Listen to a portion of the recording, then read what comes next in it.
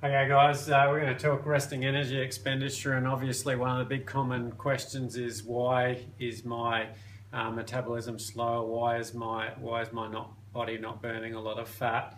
And your resting energy expenditure tells a lot in regards to that. Ideally, on your resting test, your fat burning percentage would be between 65 and 80%. And your carbohydrate burning less than 35%. In this case, you're less prone to fatigue, and your body is able to use fats well as a fuel source.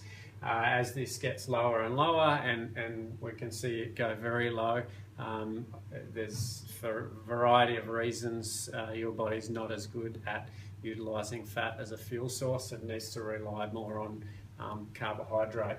So exactly why that happens? Well, if we look, one of the reasons why, if we look at inside the cell, every cell on the inside has little power stations called mitochondria. Now these mitochondria, a little mitochondria there, they take in the fuel and turn it into energy. All of your cells have heaps and heaps of these mitochondria, and that's what produces the energy to drive your body. Every cell needs to provide its own energy needs. So the mitochondria, they're kind of like the power stations of your body. They take in those raw fuels and turn them into energy. Now, one of the important fuels that the mitochondria takes in is obviously fat.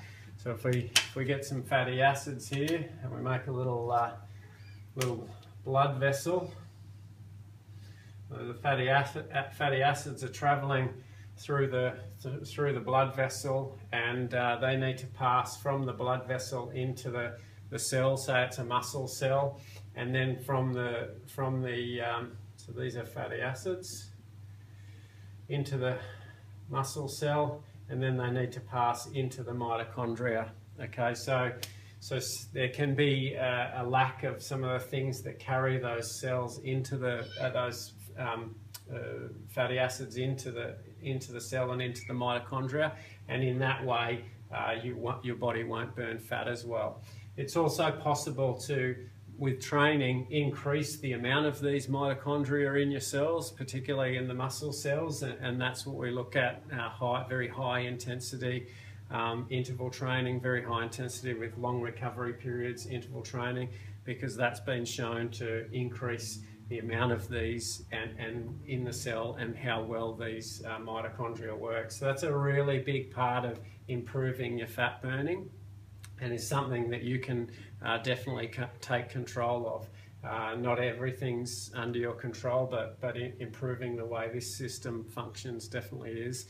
And if you're low on fat burning, you definitely want to implement those strategies to, as best as you can, improve this to get your fat burning up to 65, that 65 to 80% range.